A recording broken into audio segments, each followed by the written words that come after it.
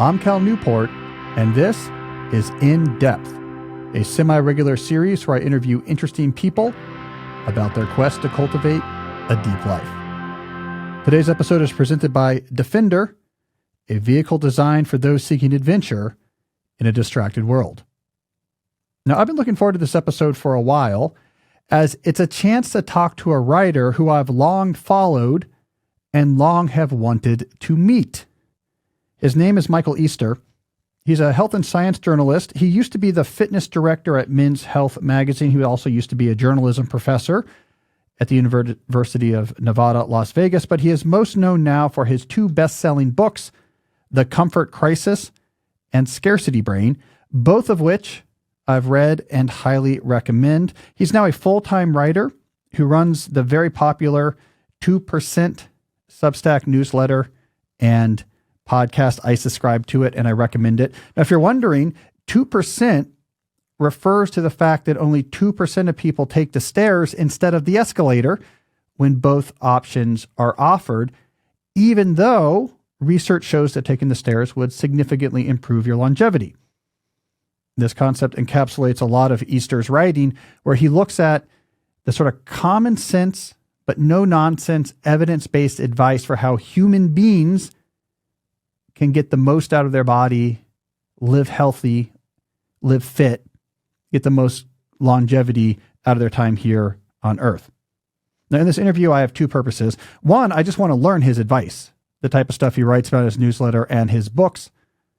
Stick around for the end of the interview where I actually just ask him point blank. I said, okay, imagine, you're one of my listeners and you haven't been thinking about your health and fitness, and you want to start making changes. Like, what's the first thing you do? What's the entry ramp? And actually, you're sort of a surprising answer that overlaps with things we've been talking about on my show. So stay tuned for that. But here's my secret secondary goal for this interview was to hear Michael's story, right? Michael was a busy journalist, and then he switched from writing for Men's Health magazine. He had a relatively busy writing life because he was writing freelance, working on books, and teaching a pretty full, I think it was a 2.2 or perhaps even a 3.3 course load at UNLV on journalism. And he dropped all of that. And he now, pays his expenses with his newsletter and can just write full time. And he lives in sort of I don't know if you call it the countryside, but the desert makes more sense. The desert outside of Las Vegas. And he goes on these epic rucks and runs with his dog through these scenic canyons. His time is his own.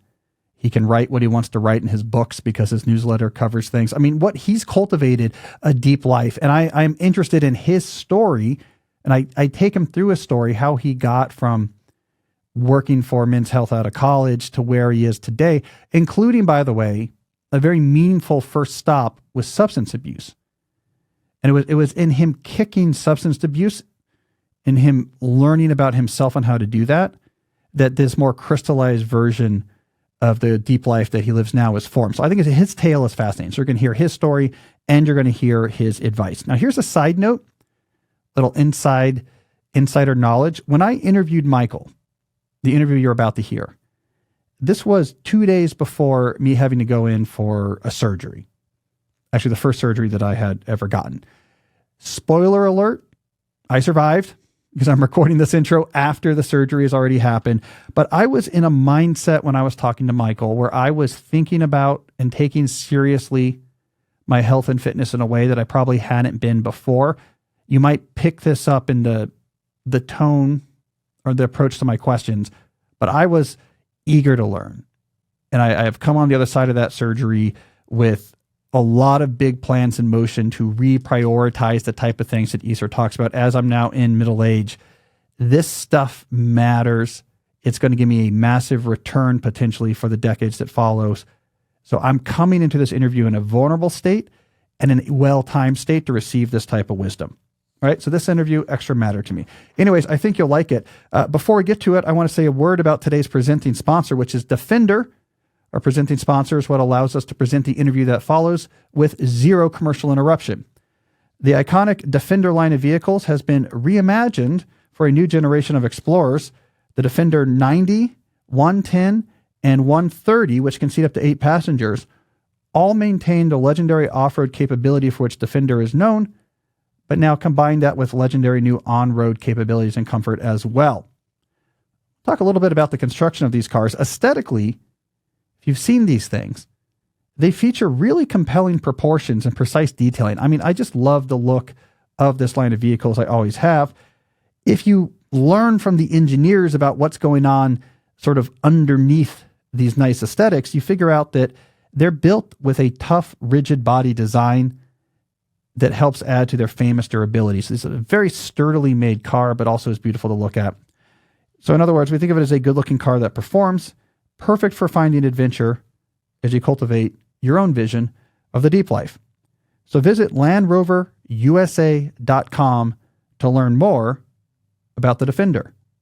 And now, here's my conversation with Michael Easter. All right, so I am thrilled to be here with Michael Easter. Michael, one of the ways I explain, by the way, starting to do these semi-regular interview episodes, the people who ask, like, why are you adding something else? 80% of the reason is an excuse to talk to people that I want to talk to anyways. And you are an embodiment of that. This is my evil plan coming to fruition. I've read your books and wanted to talk with you, and I had an excuse, to get you on the microphone. Well, I will say that works both ways, right? Like when you emailed me, I was like, oh my God, this is awesome. I've always wanted to talk to this guy. So here we are. The world works in mysterious ways and works in good ways a lot of times. Everyone else can just sit back and enjoy you and I enjoying this. So I'll start by explaining the goal of the conversation for you and for the audience. So I think a lot and talk a lot about mismatches between the modern digital environment and the way our Paleolithic bodies and Neolithic culture operate. I think in these mismatches are a lot of disorders of the modern world that we need to address. One of the most consequential such mismatches, in my opinion, is what has happened when we've made our lives, professionally, personally, like all aspects of our lives, more abstract and more taking place on screens. So this disembodiment of our life, we're disembodied from our bodies in any particular location. More and more what we do is just mediated back and forth through a screen. There's a lot of economic advantages to that to other players, but it has been difficult for us, the actual people. Now, I see you, Michael, as being at the forefront of thinking about what goes wrong when we switch to this Cartesian brain in a vat model and how we can reclaim some of what our Paleolithic bodies are actually expecting, how to sort of fight back against this abstraction. So that's really what I want to get into with you today. But I want to get there via your story, which I think is fascinating. I think it highlights a lot of the issues you talk about and will sort of bring us to the sort of more concrete principles we want to discuss. So if you're willing, I want to go all the way back. You got started off magazine journalist, Men's Health magazine. For a lot of people, this itself would be the end goal. Man, if I could just live in the city and write for a well-known magazine, go do cool like articles, everything would be cool. So I want to start with just, how did you even get that job? Coming out of college, what did you have to do to even get that job? Oh man, yeah. So I grew up in Utah and I was raised by a single mom. I'm the only child. And my mom, I mean, she's like kind of a giant. So the odds are really stacked against single moms. Like you look at the stats and I think more than half live in extreme poverty.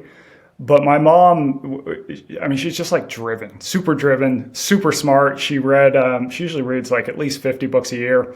And so we always had books lying around at home. And I remember when I think I was 13, I read this book, Into Thin Air by Jon Krakauer. Sure. And it was just like, whoa, this dude went and climbed Everest and wrote an account of it. But the way it was written was really fascinating because he was kind of weaving in and out of topics. I read a lot of Hunter Thompson when I was in high school. And that was like another, oh my God, I didn't know someone could do this with language.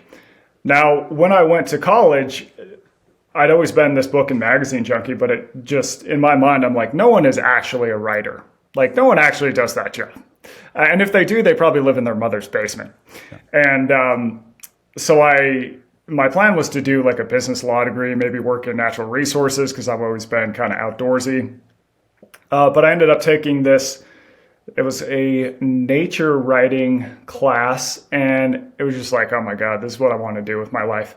So I ended up going to grad school because I also happened to graduate the year that the economy totally tanked.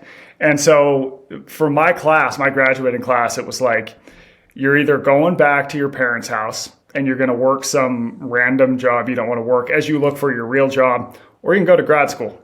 So I went to grad school, and I ended up going in New York City just because that's where all the magazines are based. Yeah. And the program that I was in grad school in, it was a science, health, and environmental reporting program.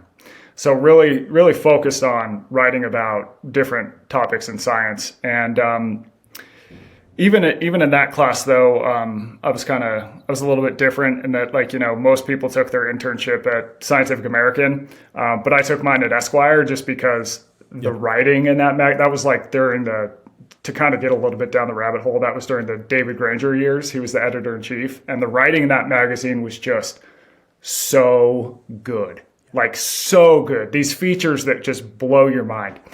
So I interned there for a while. Then when I graduated, I took these kind of 2 part-time jobs at Scientific American and GQ.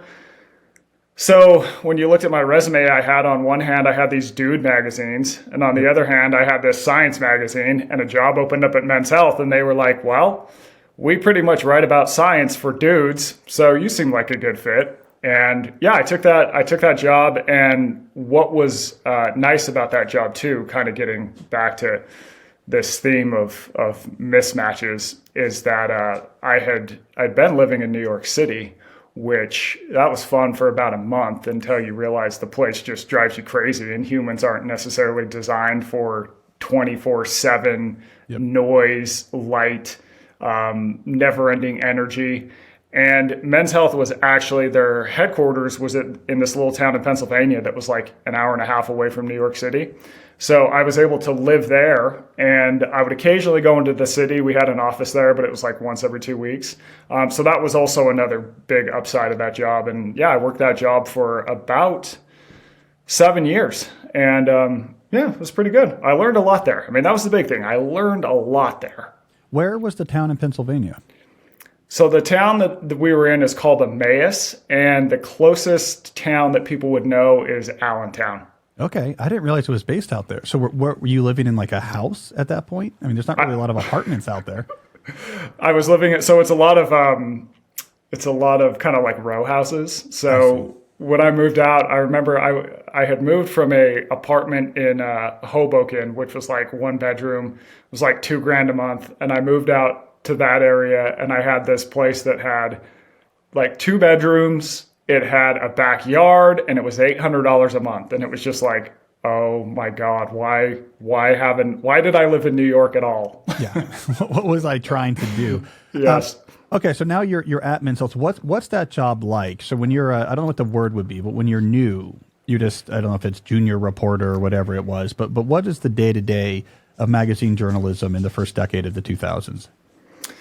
Yeah. So when I started, the internet hadn't really taken off. Our website at the time was, we would take what was in the magazine and we would put it on the internet. And that was that. Like, the website was this afterthought, and it was all these kind of old school magazine types who really just kind of saw the website as this kind of little annoyance. And it was often just kind of farmed out to another team that was sort of like looked down upon by the old school magazine editors.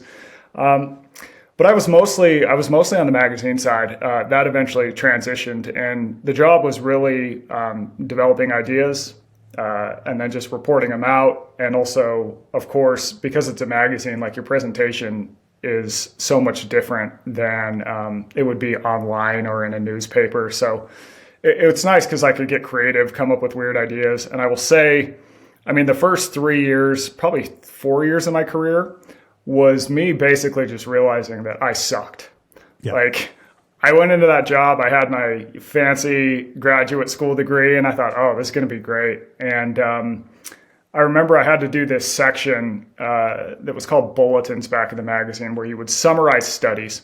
And it'd be about 100 words to summarize a study. You'd have 5 studies on a page. So I send my editor like 500 words of, these 5 different summarizations of studies. And this dude sent me back probably 1,000 words in edits. It was just like, I got that, opened the document, and was just like, oh my God. And he was right. Of course he was right. Of course.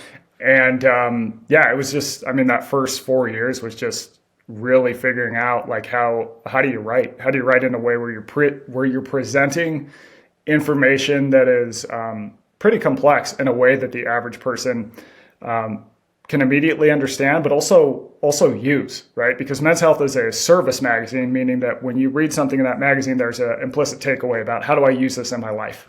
Yeah. Now, did you have an implicit idea going into that pretty soon you would be like 1990s Susan Casey Outside Magazine, going on like long adventures that you would report back on?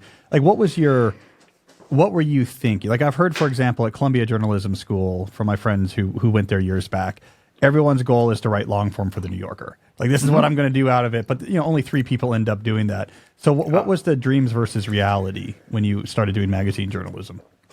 I thought that it was going to be that. I thought that I was going to be eventually going out to report crazy stories. And I will say this, though. I was persistent, and I was always pitching ideas that would get me out of the office.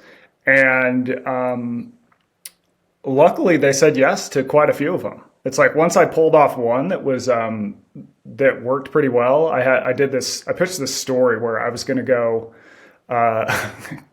basically join a powerlifting federation. Nice. But part of it was that I was training with this guy who was the first guy to ever bench press 1,000 pounds.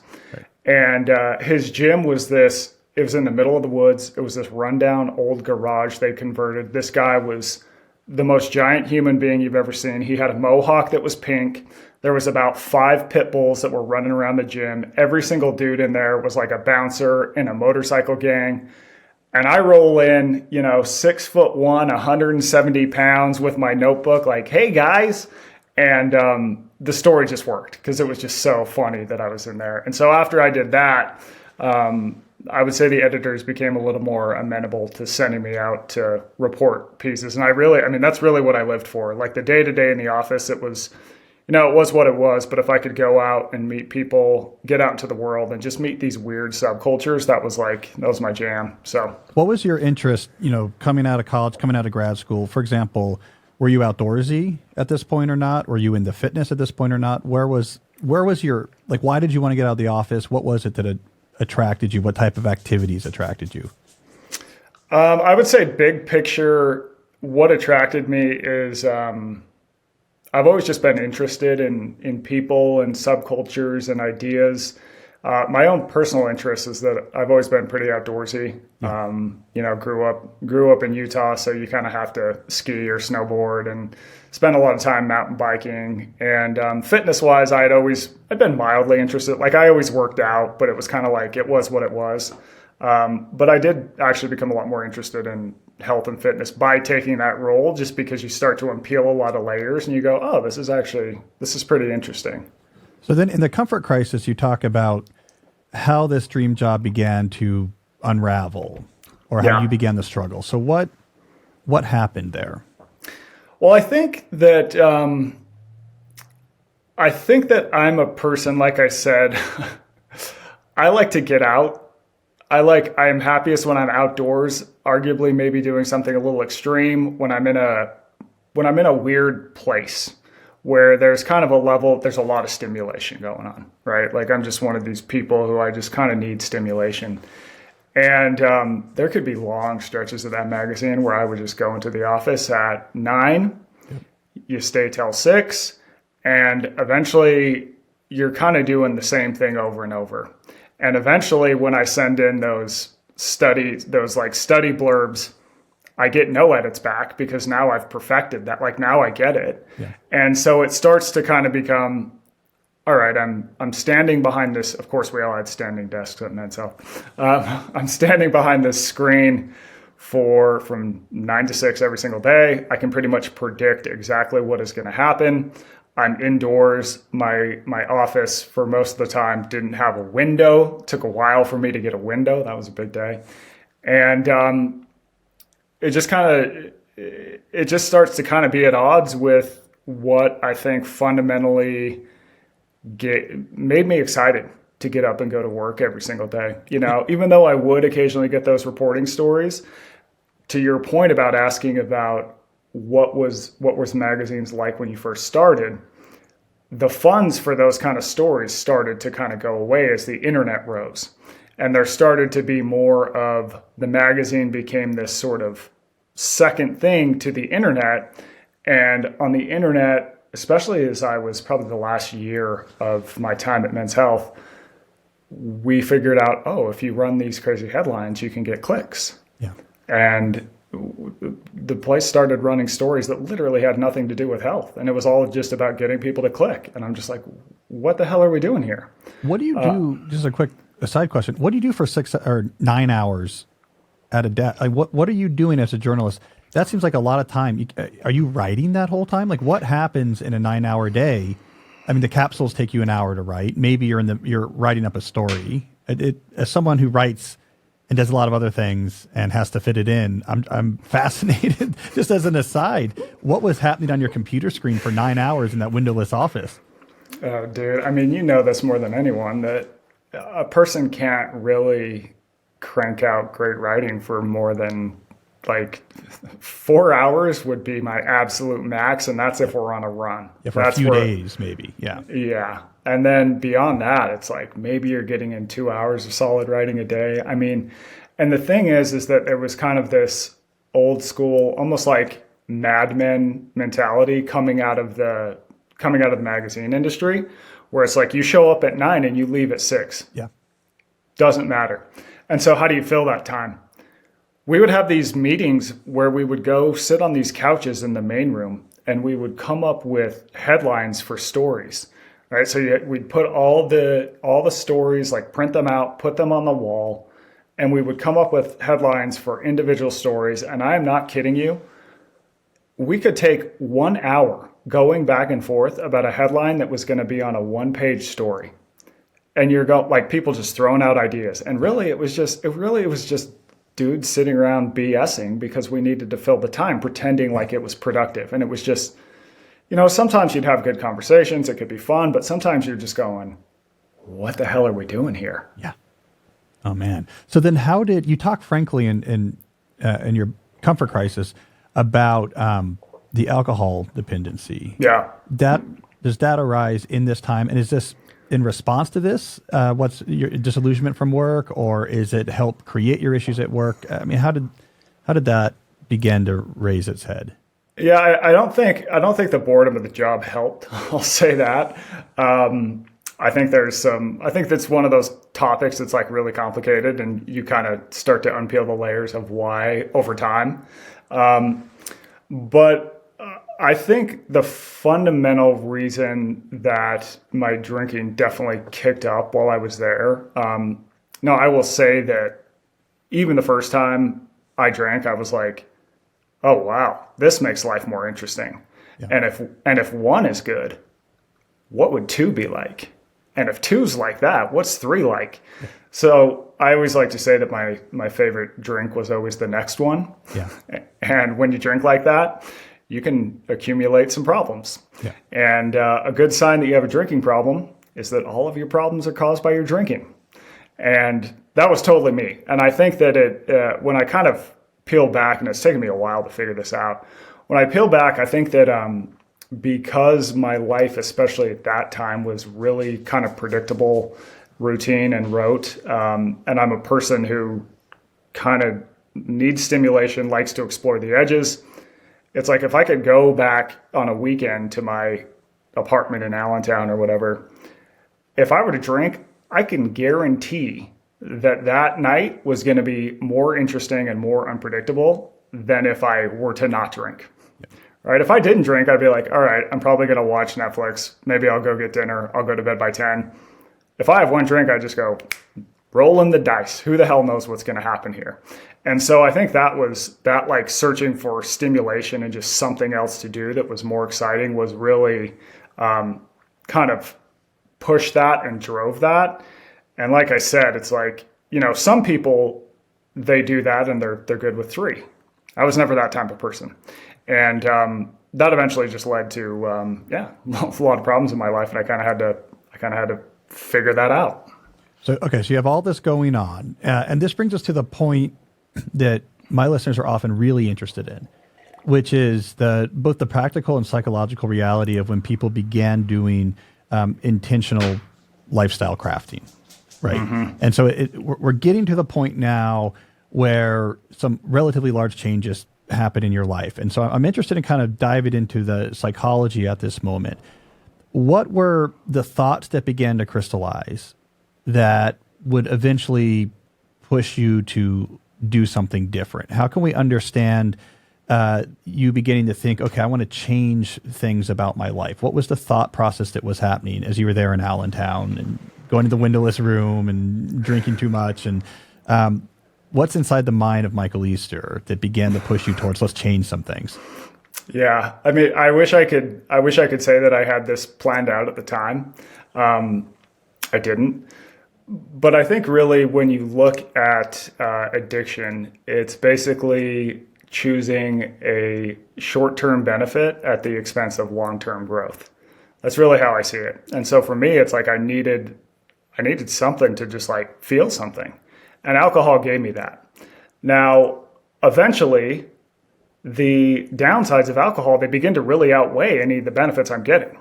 And yet I don't really know how to get out of that, right? Because the thing is if I drink, like immediately I can fix whatever this underlying problem is. It's this like really short-term, easy way to fix a problem. Eventually that stops working. And eventually I think the downsides just start to really pile up. And I tried to quit drinking, 100 times, and eventually, just for whatever reason, one morning I woke up and it was kind of like this shift where I realized that if I was to continue this behavior, I was probably, not to get too dramatic here, but this is what I thought, that I was probably going to die early. Like I could just kind of see it. And I kind of realized that in all the times I'd tried to quit drinking before, I'd always kind of looked for like the easy way out. It's like, oh, well, maybe I could do this and then I can just drink less. And I came up with all these schemes. And I just kind of accepted like, hey, this is going to be really hard. Like, this is definitely going to be hard. And another thing I did is that my mom has actually been sober for about 40 years. She got sober right before she had me. And I'd never really talked to her about my drinking. And I called her and I told her, I'm like, hey, Mom, she had no idea I even drank, much less had a problem with it. And I told her, hey, I got a drinking problem. And so I think that admission and that reaching out and asking for help, I think that shifted something in my mind where I just kind of went, okay, I can't figure this out on my own. I'm probably going to have to talk to people who've been there and who can help me. And so I talked to her. I found a handful of people that had been in a similar situation as me. And one guy in particular was just extremely helpful. And so I do think it was just the problems piled up so much that something had to give. And when it gave, that sort of pushed me to do something other than drinking. And then you find the problem, okay, now we got to solve for what alcohol was solving for, and we have to overhaul our life. Yeah. And so I just had to add in new things that would sort of give me that stimulation. And once the alcohol was gone, though, it's like, okay, the job is only doing so much for me. And that's when I started looking for sort of other ways out. That's fascinating. Well, part of what's fascinating is we see that same effect with smartphone addiction.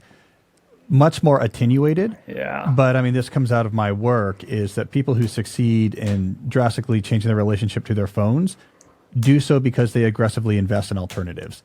And the people who white knuckle, like, all right, well, here's what I'm going to do. I'm just going to use it less, and I'm not going to have it in my bedroom. They start putting rules around it, but don't have any replacement for what the phone was doing for them.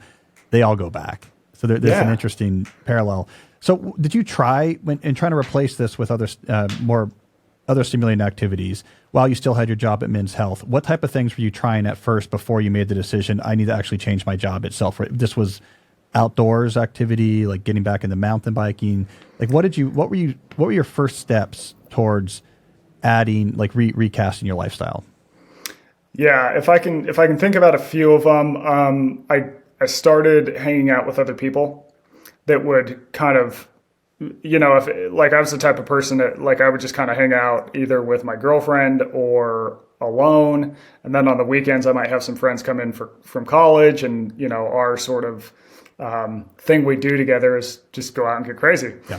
And so I had to start hanging out with other people who the relationships didn't revolve around drinking. And I will say that my girlfriend at the time, she is now my wife. She's never been a big drinker, and she was exceedingly supportive and awesome. And so hanging out with a new group that had kind of been there was really useful. I got a dog, and part of the reason that now a lot of people would say like, and this was like a month after I'd been sober. A lot of people would be like, you got a dog after a month of being sober? You're insane. But here's the thing, that dog saved my life, because all of a sudden I had to care about something else other than myself. Yeah. And I'd spend like all my drinking years pretty much giving a shit about one person, and that was me. And now all of a sudden I have to care for this dog.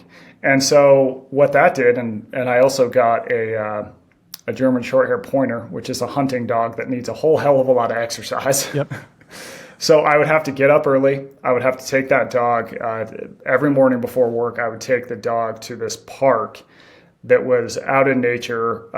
It was right by a river, and we would just walk the park for about an hour as the sun was coming up.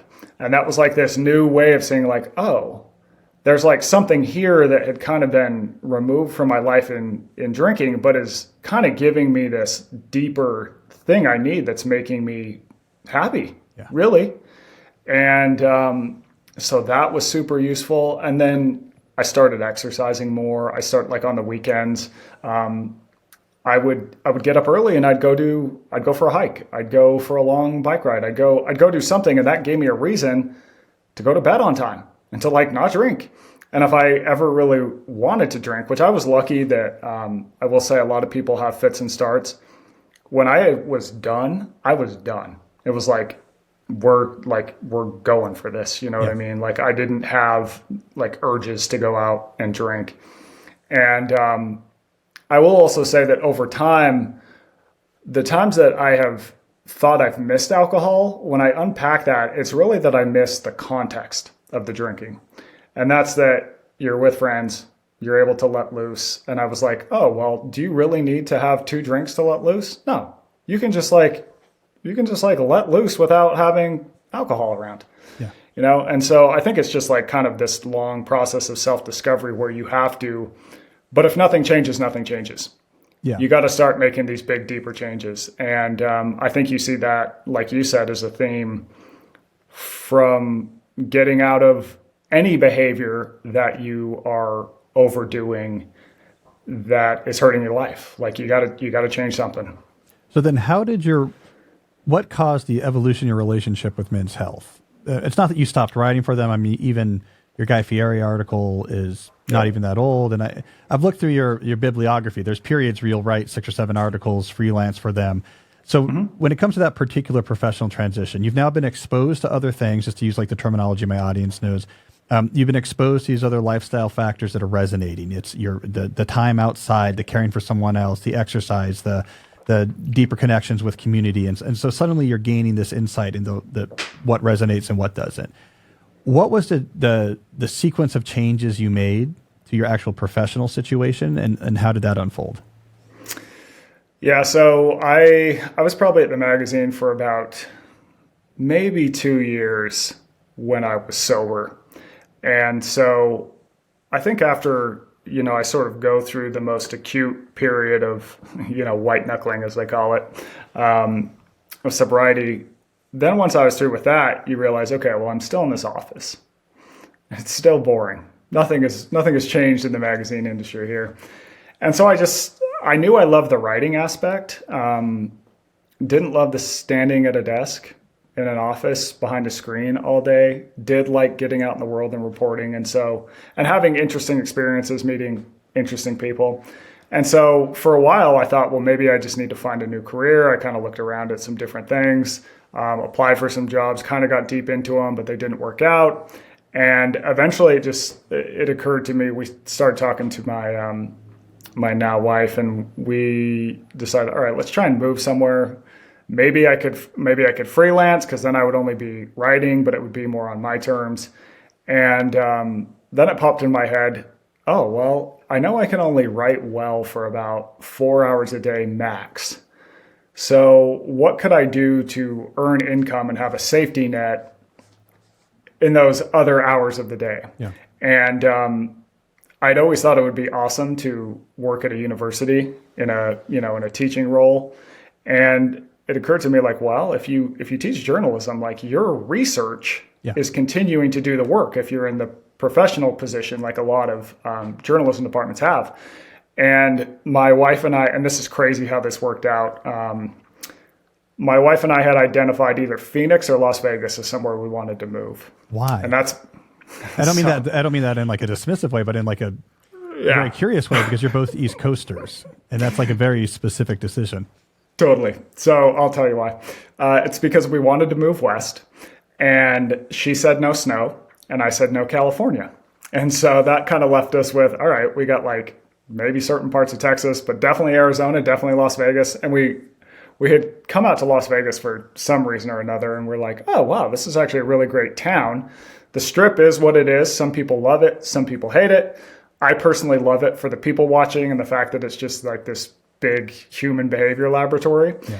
And so I ended up sending an email to a guy who ran the magazine program at UNLV. And I was just like, hey, thinking about moving out, wondering if you have any adjunct courses. Here's my background, blah, blah, blah.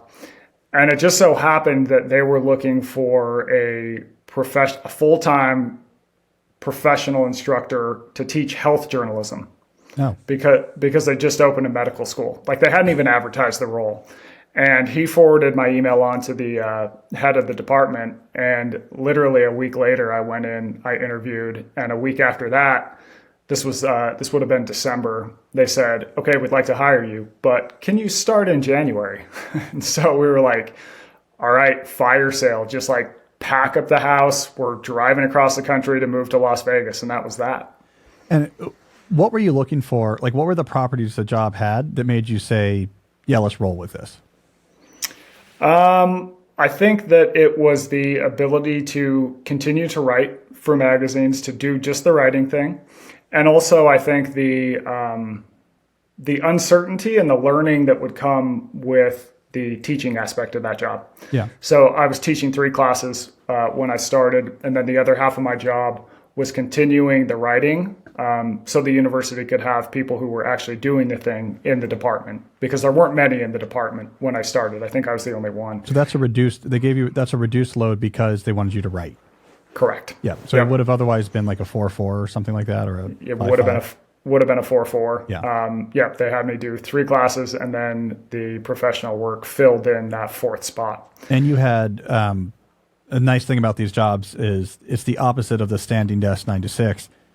Whenever or wherever, however you get it done is up to you about these jobs. You need to be in the classroom when your class is being taught. You need to be in your office for that office hours. But otherwise, however you want to do it, that's kind of a nice thing about these positions. So that must have been a nice change of pace from what you were doing.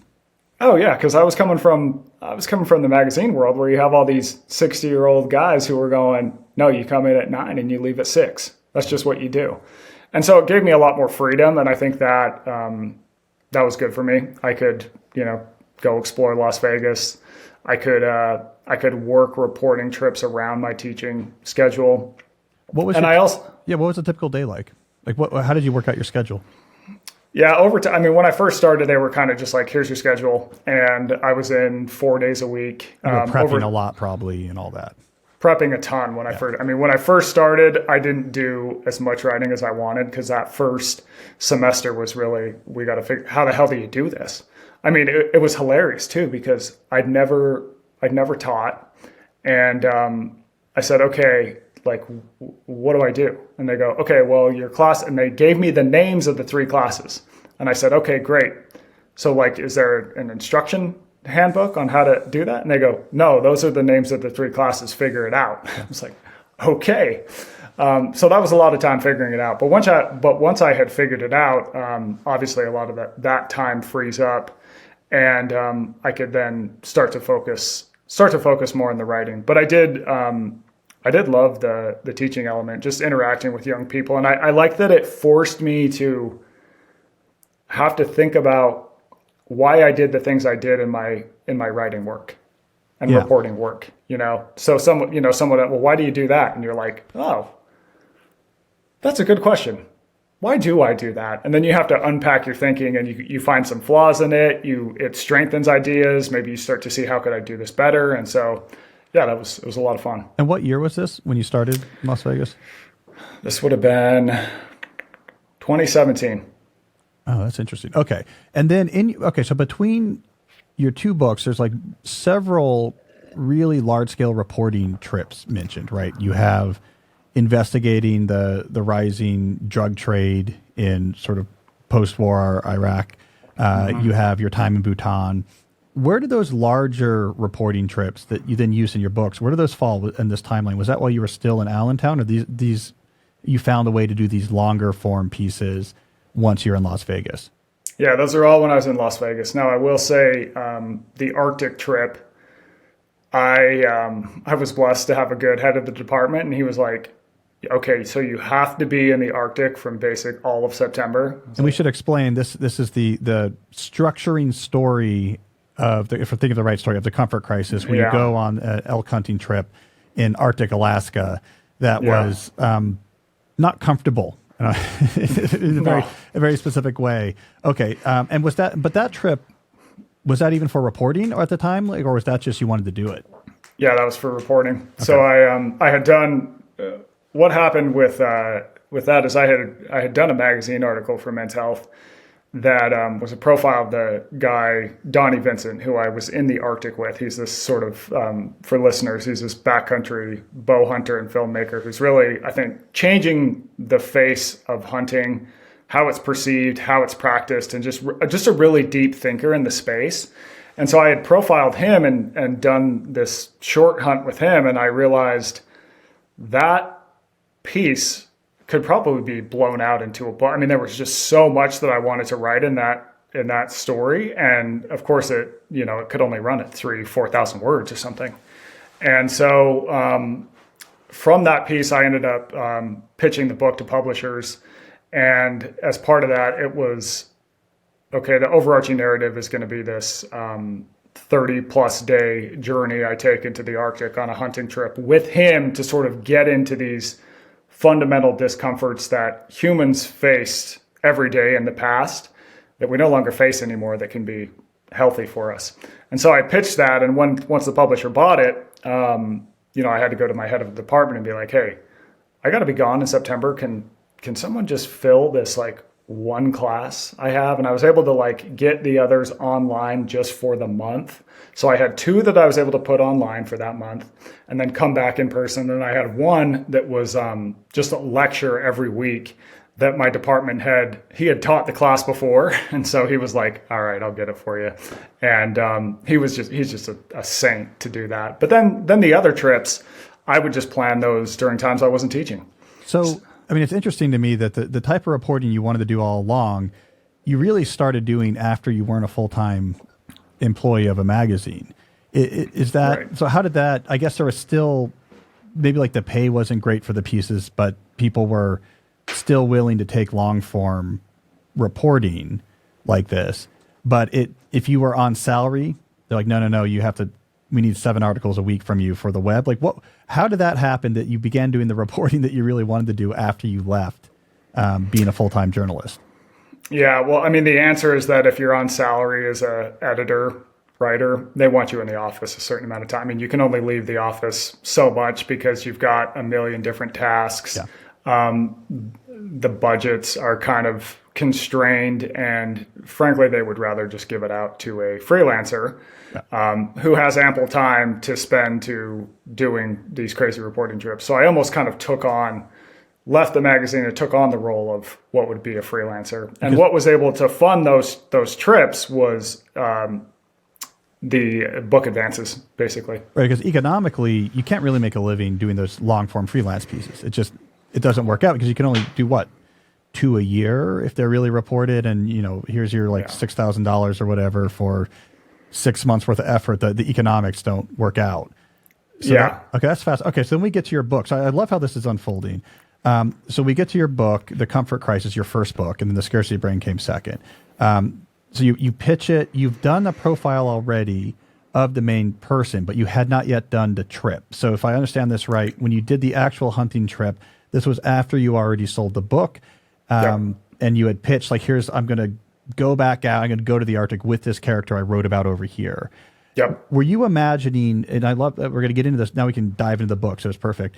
Were you imagining, I think most writers, myself included, my first instinct would be thinking of like Coming to America. This is going to be John McPhee. It's going to be really just character driven, whereas the book ended up being like one of the big idea books, of the last however many years. It's a fantastic book. I mean, it really became much more of like a Gladwellian idea book with that as the spine, where you went off and met lots of other people to talk about or to help uncover these other types of principles.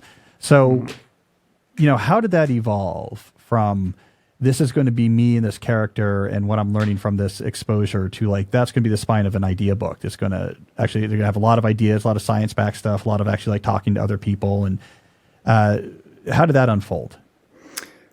Yeah, I think that it was really just noticing that the books that I liked to read usually had a narrative, a kind of a big overarching narrative, but also realizing that I've also always been fascinated with research that can hopefully improve the reader's life, and realizing that I think most people, the story gets them into the big idea. Yeah. So when I teach this, it's like, if I'm trying to write a book, like I have this, and I'm sure you're the same way, I have this big idea I need to communicate, right? But the big idea is often abstract, it's somewhat complex. And if I just go right into the big idea, I've lost you because you haven't bought in. Yeah.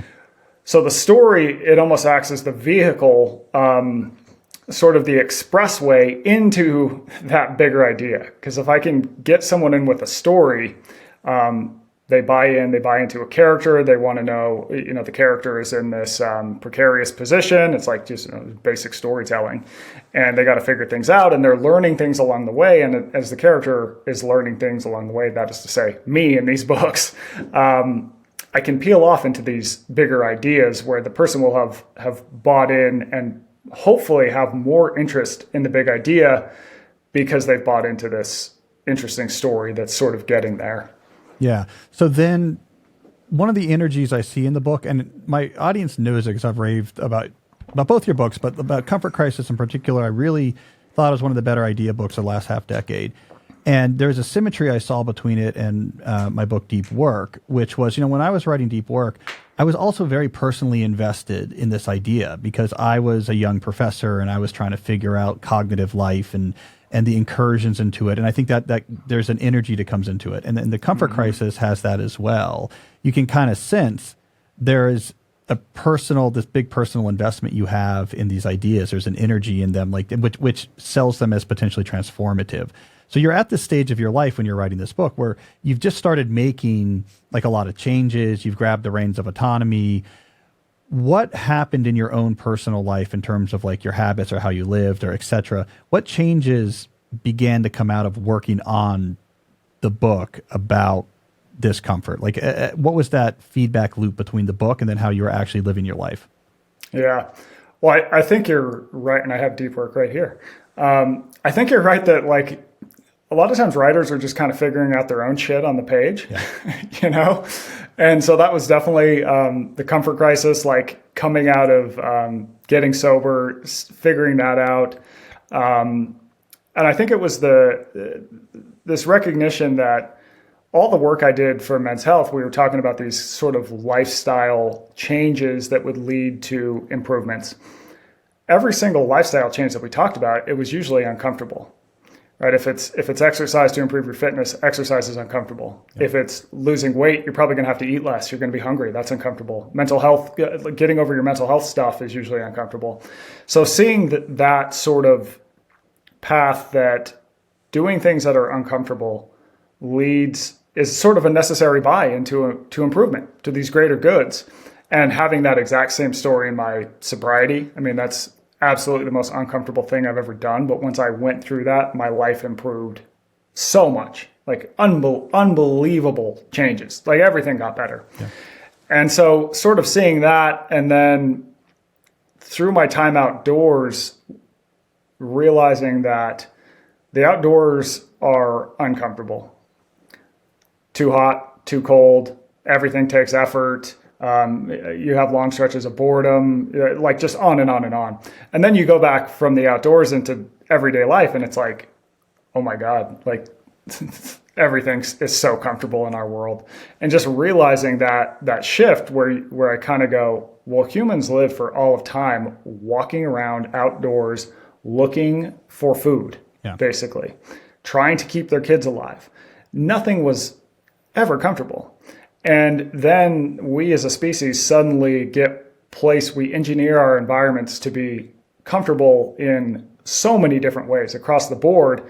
And then the big idea question is, okay, well, how has that changed us? And what can we do about it? Yeah, well, and I think the digital, when it enters this conversation, brought us cognitive comfort. Yeah. So there's a lot of things in the last 200 years, maybe even just 150 years, that gave us physical comfort. It's the cars and HVAC and comfortable mattresses. But what's the story of the last 10 years is this cognitive comfort of no boredom, take out all of the friction of sociality and all of the sort of like uncertainty, and just it's on here and I can just tap this thing. Get rid of the difficulty of putting yourself out there for leadership and community. I can be a leader by posting things on Twitter that gets like comments. You can kind of play with these human drives, and it takes away all cognitive discomfort. And that was one of the big threads through your book is, it's not just physical, but also cognitive discomfort, that there's something to it. How do you think about this theory? Here's a theory I've been pitching. Which I don't have science for it, but it sounds reasonable, right? So one of the things I've been pitching on my show recently is this idea that we have fundamental human drives. There's like for community and leadership and food, obviously. Boredom is a big drive. It feels really bad, right? So alleviation of boredom. And that the goal of these drives is to push us to do hard things that will be rewarding in the future, because we have a very strong pull in fundamental human drives. They're hard to ignore, so eventually they make us get up and do stuff. And that is like a big difference from some other animals, because like we're not just energy conserving. We get up and do things. And that one of the issues with technology is it subverts the drives. It kind of simulates the reward, like these drives need just enough that like you lose that motivation to get up. Like the video game makes you feel just competent enough that like you don't get up, in a way that if you didn't have the video game, like eventually that like drive towards competency is like, I got to get up and go learn how to hunt or whatever. Right. Yeah. And so I have this theory that like when the technology, we have drives that push us to do the type of things that you talk about in your book, and technology can subvert them just enough to prevent action, but we get none of the rewards that the action gives us. Is this kind of track? Oh, yeah, I agree 100%. And I'll give you a good example. It's so when I was in the Arctic for a month, we're up there hunting. Hunting is, for those who've never hunted, it's actually not action-packed at all. It's like a lot of waiting. And so we'd sit on these hills waiting for caribou to come through, because we're kind of timing our hunt to this migration. No caribou are coming through for like a couple weeks. And I didn't have my cell phone. I had my cell phone, but it was useless, right? I didn't have televisions and computers and iPads and all this stuff. And so when you're sitting out there, all of a sudden, I find myself like really bored. And so when boredom kicks on, I kind of think about it as this uncomfortable cue that tells people, go do something else. So it's neither good nor bad. It's just this drive that says, hey, the return on your time invested with what you're doing right now, it is worn thin, go do something else. So when you think about it in the context of evolution, if it's 1 million years ago and you and I are sitting on this hill hunting and we need food to survive, if no animals are coming through, boredom kicks on and it says, go do something else. And in the past, that something else was often productive, to your point. Yeah. So you and I would go, hey, no animals. Why don't we go search for berries? Why don't we go hunt another species? Like there's all these things we would do that were often productive, pushing us towards survival. But now we have this easy, effortless escape from it that is just highly stimulating in the form of cell phones. Yeah. right? It's like you feel that, and obviously everyone sees it, everyone experiences it. The moment you feel it, you immediately pull the phone out. Now in the Arctic, I didn't have that. So like I said, neither good nor bad. Some of the stuff we would do to alleviate our boredom was just totally stupid. Like we would read the labels on our food. We would just tell these ridiculous stories that went nowhere. On the other hand, I also came up with more good ideas for my writing than I've ever come up with in my entire life. I wrote things that ended up in the book that are probably some of the best things I've ever written. I came up with like Christmas shopping lists for all of my friends and family, like all these like weird productive things that I just never would have gotten had I been bored at home, because the default would have been, oh, go to the screen and work. Oh, an alert just came in from your cell phone. And so I think that kind of to the bigger point is that's why kind of this removal, having these times where you remove yourself, and yes, you will have to be uncomfortably bored for a little bit, but seeing where that takes you is going to be a lot more interesting and arguably productive than watching the next amazing dog video that comes upon your Instagram feed or whatever it might be. So was your book, your first book, was it a success right away, or was it a slow burn? What was the experience like when that came out? So we got lucky the first week, got on some big podcasts. So we had a pretty big opening week. But then it kind of slowed, and it was like a steady, but over time, it took about a year for it to really pick up in sales. So, it took about 1 year, and there was, I think it was word of mouth. It was people who had platforms, eventually it getting to them and them saying, just like you right now, right? The book Comfort Crisis came out more than 3 years ago, and we're talking right now. That sort of spread. I think the idea is just spread, and people liked reading it. Not everyone liked reading it, but enough people liked reading it. It's the good news and bad news about publishing, right? There's no formula to make your book sell a lot of copies. It just has to be, it's simple in the sense that it just has to be something that like people are really interested in and want to tell people about. The bad news is that's really hard to do. But that is the common experience of not everyone. Sometimes your book is the right book for the right time and everyone reads it immediately. This is like John Haidt in The Anxious Generation. Like if you've been working for a decade on a topic that everyone cares about and your book comes out right at the right time, then it can just like immediately be a big success. But Deep Work had a similar experience. It was never on the New York Times bestseller list, never on a weekly national bestseller list, and is like 2 million copies in. That's crazy. It's just like, that's it. That's it. Right. It's like you wrote a book that is really good, that helps people, that's actionable, that they can apply, and word just spreads. That's fantastic. So then what was the plan? You have the first book come out. Did you have like a new plan? Like, okay, here's my plan for my life. Like I'm going to write books on a certain frequency while my position at Las Vegas. Like I'm sure it changed your thought of like, okay, here's my rhythm between freelancing, books, and professorship. How did you revise your kind of life plan, if at all, in this sort of post first book period? I wish I could tell you that I had a life plan going in. I mean, I wrote my thought then was like, you write a book to write the book, and then you realize that, the book opens up all these other doors that I just had no idea were there. And so a lot of it was kind of figuring out, all right, now that this book seems to be resonating with people, it's like, what do you do with that? Right. And so I think it took me a while to figure out what I wanted to do. And I signed the contract for Scarcity Brain right before the Comfort Crisis came out, because I was like, all right, this will guarantee I have more work, because I have no idea if this book's going to sell or not. So let's strike while the iron's hot. And so I immediately just started working on Scarcity Brain. Eventually, just through sending out some random newsletters here or there, my newsletter list had grown, and I started to get more regular with that.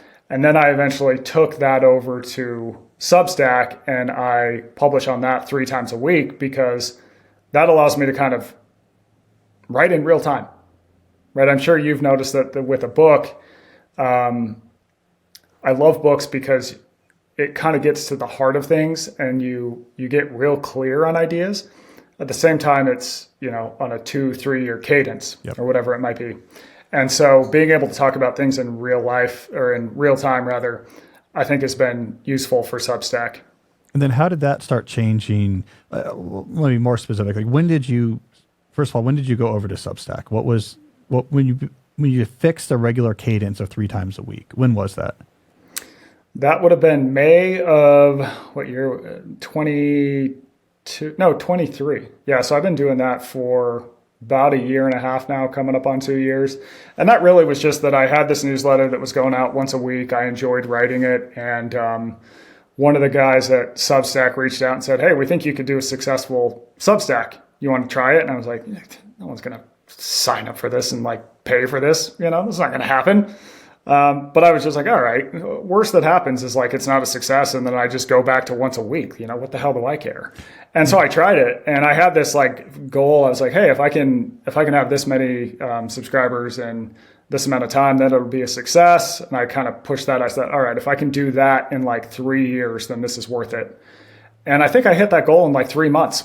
So it was all right, looks like Substack is a thing. We'll be doing this. So, and it's been fun. It's been awesome. I mean, I will say that it is a lot of work, but it has also trained me to get better at distilling my thoughts and writing them quickly. Whereas I was in book mind, where I'm oh, I got 2 years for this project, man. We can just take this real nice and slow.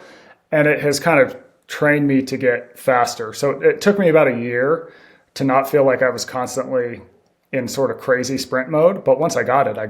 And it's been a real fun project. So, and do I understand right that now you write full-time? Yeah. Full-time. Okay. And was Substack, that success, a big part of that decision, just because it's more immediate, it's more regular, from just a financial perspective, it feels somehow more predictable than books, which, it could be years till it comes out. You don't know how it's going to go. Was Substack the thing that changed, made that an option in your mind? Or was it the success of the books? I would say it was a little bit of both, but I would say that Substack made me feel like I had something that was more predictable and regular, right? I mean, with books, I'm okay, things are going great now, but next week, who knows? Yeah. I'm sure you've probably seen the numbers on your books where it's 1 week, for whatever reason, you sell a lot. And then the next year, well, why did we sell less? You just don't know. So Substack was a little more predictable. And the other thing that kind of made me switch to writing full time is that the university kind of altered how they were going to approach things. And they wanted me to teach 4 classes. And it was just I can't do Substack and books and teach 4 classes, guys. Sorry, this just isn't going to work out. And luckily, the books and the Substack had put me in a position where I was totally fine with that. And also, God bless my wife, who has works for a big insurance company and brings in the healthcare and all that sort of thing. So, yeah, so that worked out okay. What is now your writing? So just a writing geek question. So how do you structure your week in terms of when you work on the newsletter versus when you might be working on a book or freelance? Do you have a rhyme or reason to how you do it? I'm curious how much time these different things take up and what your workday now looks like. Yeah.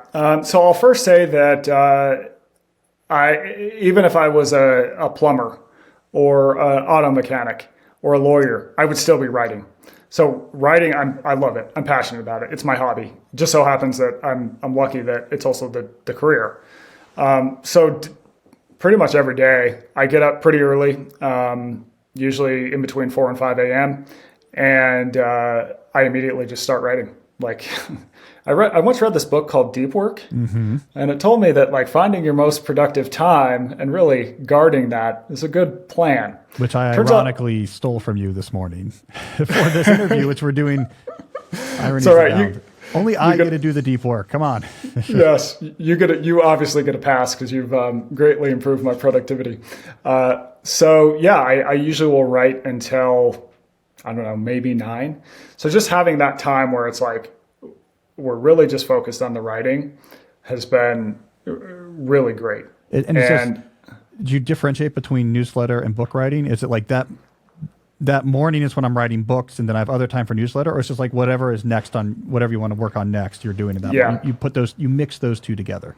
Yep. I would say those two get mixed. And then, after that, I'll do the kind of other things that don't take as much thought. And then a lot of times I can get some good time in the afternoon, like after breakfast. I usually eat at like 10. And then I can jam some more time in there depending on what's going on with meetings and things. That obviously kind of fluctuates based on what else is happening in my life. But yeah, I mean, a lot of it is just writing every day. I try and get outside every day. Yeah, you do these long walks. So like when do you normally do those long walks, those desert walks you talk about? That'll sometimes be before breakfast. Sometimes it's after breakfast. Sunday is probably the one day where I eat into that writing time where when the sun's coming up, my dog and I will usually go do a long run. And but by Sunday, I've usually kind of figured out the coming week of Substack and all that stuff. So, what about exercise outside of walking? Do you do it at home? When do you do it? How much time do you spend? At home, before dinner, usually. Yep. So, just because at that time, it's like I try to get my most productive time of thought and ideas and creativity. I try and do the writing then, and I think kind of the takeaway, as you've talked about, it's like, what's your goal? What's your big goal? What's the time that you were most productive to your big goal? All right, pair those two things. Yeah. Right. It's like at one point I had tried exercising in the morning because then it's like, all right, I'll be done with this. But it was cutting into my most important writing time. Yeah. And I wasn't as good of a writer between 3 and 5. And so it was like, all right, put exercise at the end of that. And I think that there's a lot of talk online about morning routines. And my morning routine is immediately start writing. Because anytime that I'm, drinking magic mushroom coffee or meditating or writing in a gratitude journal, I'm not doing the writing that is like my main goal. So I try and just go right into it and then put the other stuff other times of the day if that's useful. Oh, fascinating. I love this schedule. I'm jealous of this schedule. And are you, when it comes to the exercise in the afternoon, I just met Peter Attia for the first time, and I know you know him. Are you like in the Attia school of like, it's very locked in exactly what I'm doing because it's part of, I'm building my mitochondrial through 6 hours of zone 2 on a 17 schedule? Or are you more of a, let's carry a heavy thing and like run up a mountain? Or where do you fall on that spectrum of just moving rocks and, doing your carefully calibrated zone 2? Yeah, I'm definitely not as calibrated as Peter. I don't think many people are. He's the man. I love that guy. He's so great. I try and strength train at least 2-3 times a week. Most of what I'm doing goes back to, am I physically capable outdoors and in the mountains? Because I like to do a lot of backcountry hunting. I do like long stuff outdoors. I do think when you look at humans, I think there's a really good case to be made for taking exercise outside. One, it gets you outside. That has plenty of, mental benefits. But also when you think about the context of the outdoors, there's a lot more unpredictability. So I'll give you an example of running on a treadmill versus running on a trail. When you run on a treadmill, you can just totally zone out. You're watching Maury Povich or whatever the hell it is. Each step is the exact same. You can perfectly dial up your the up and down. The incline doesn't change. The ground below you doesn't change. You're just totally out there, right? Like you can just totally zone out. But if you're on a trail, all of a sudden that changes. Yeah. That all of a sudden becomes very cognitively demanding too, because where you place your foot really matters. So you don't roll an ankle. Your hills are going to be up and down, so you have to learn to pace yourself. You're getting all this outdoor exposure. You're seeing all these interesting things along the way that are taking your attention and also, I think, kind of forcing a little more creativity. Not to mention, things are just unpredictable in other ways. Like the other day I was out running and there's this like pack of coyotes just, coming up the trail, ran right past me. I was like, hey, what's up, guys? They're like, what are you doing out here? And we went our separate ways. And that's something that I'm always going to remember, whereas if I'm indoors really kind of trying to dial in everything perfectly, I don't get that. Yeah, there may be a coyote attack in the Maury Povich episode. You never know. Yes. Depending. All right, so I know we're up against time, so my final question is going to be an advice-oriented question. I'm working on this new book called The Deep Life, And you don't know this yet, but I talk about you somewhat extensively in it because awesome. One of the big ideas of the book is we too often jump right into the big changes we want to make our life more intentional. And we skip the first part where we prepare to succeed with those changes. There's the get your act together. I talk about this a lot on my show. You kind of have to get your act together first before you make major changes to your production, or the changes are going to sort of fizzle out. And I talk about you and I talk about the comfort crisis in part because one of the things a lot of people have to get used to first is there's going to be a lot of discomfort in all these changes that are going to follow. So why don't you get comfortable with discomfort early on? That's part of your preparation. So to that end, if you're talking to, I'll give you a sample audience member you're talking to. Like maybe it's someone in their 20s and they have a job, they're doing okay, they're not really that happy, they're zoned out a lot on their phone, right? And maybe otherwise partying, playing a lot of video games or what have you. And we're saying, okay, we want to give you the 6-month plan for just turning up your comfort with discomfort off of 0. So we don't want to overwhelm you. We don't want to send you in the Arctic, to do the hunting of the caribou right away. What are the things you would suggest, whatever it is, the 2 or 3 things of someone who is overly comforted in that first 6 months that just break the seal on I can survive discomfort? What have you found from your readers and experience to be like good ways into that? Yeah. So here's what I'd say is big picture. I call this the 2% mindset. Okay. So there's this study that really sort of changed how I think about humans and human behavior. And it found that 2% of people take the stairs when there's also an escalator available. Now, 100% of those people knew that if they were to take the stairs, they would get a better long-term return on their health, probably on their mindset. They'd get all these different benefits, right? But 98% of people choose to do the thing that is easier in the short term that actually often causes them long-term harm, right? And so this tells me that humans are wired to do the next easiest, most comfortable thing, even when it doesn't serve us. And so I think if you can, the sort of bigger metaphor here is that it's not just about the stairs and the escalator. It's about if you have an opportunity to do this slightly harder thing, it's like you have to get to the second floor. Yeah. You can take the stairs, you can take the escalator. If you take the stairs, that's going to give you this longer return. And so sort of taking that mindset and thinking, okay, where else can I apply that into my day? It's like if I come up on a set of stairs and escalator, I'm taking the stairs. If I need to talk to someone, I can either send this like text where I have no real interaction with them, or I can call them. Can you figure out what, like if I have a work phone call, you can take it sitting at your desk doing nothing, or you can like pop in your earbuds and like, hey, go for a walk. I have a whole 2% manifesto on the Substack that really gets into a bunch of different ideas, but I do think it is thinking of ways to just make what you're already going to do a little bit more challenging, a little bit more uncomfortable in a way that's going to give you a long-term return. And once you start doing that, it's like, I like to explain that once you get out to edges, people don't fall off them. The edge expands. So you're kind of slowly, like really just stretching this comfort zone. And then eventually you look back and you've made these big changes. And now you can do all these other things that you weren't able to do in the past. And what you used to think was uncomfortable is just everyday routine things. And along the way to that, things have changed and you've become a better person. Oh, I love that. So it's not just, okay, I want to make a change tomorrow. It's 90 minutes a day of, endurance runs in the mountains.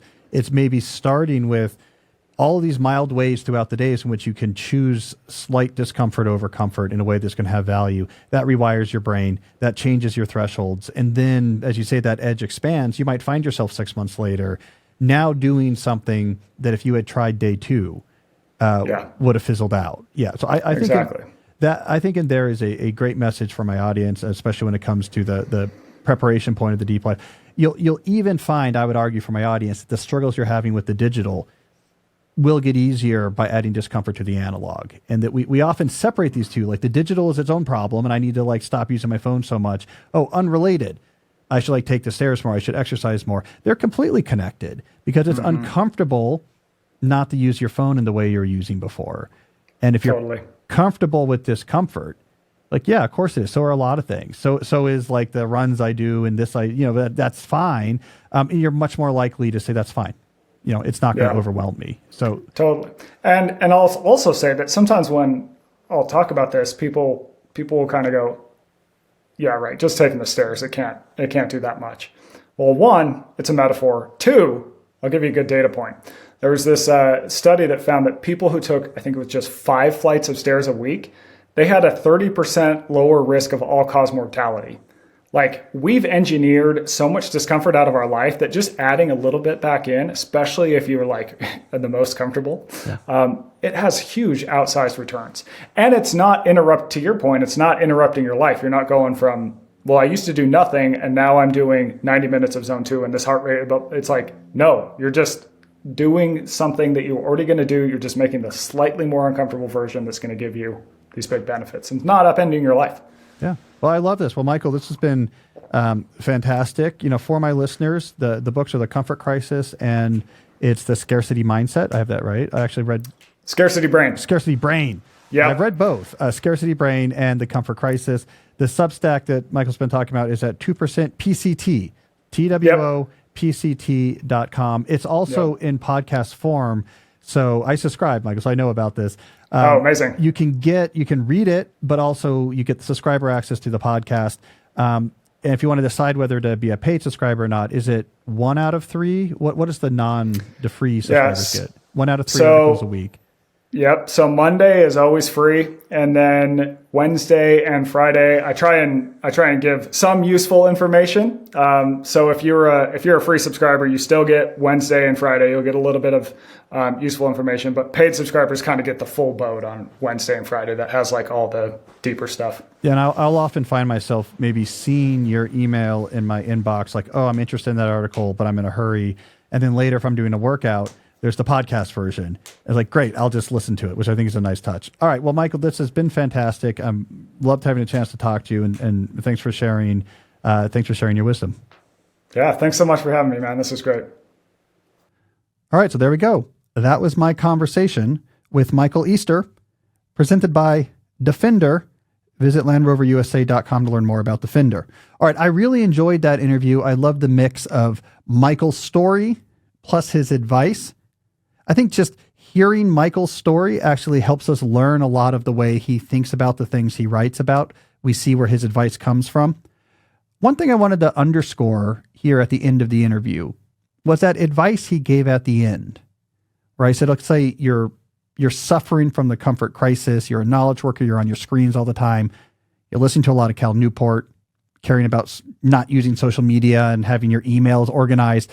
What's the first step, I asked him, to trying to move towards this embracing discomfort, living more the way that our Paleolithic bodies were evolved? What's the first step? Notice what he said. Start very small. You don't have to come out of the gate saying, all right, guys, I'm rucking 10 miles a day in the woods. I'm going to walk 50,000 steps a day and lift rocks and carry rocks underwater in rivers. You don't have to come out of the gates like an endurance athlete. It's a mindset shift. He says, do something every day, a little bit of discomfort, and your mind begins to learn it's okay to not try to optimize comfort. It changes its story about yourself.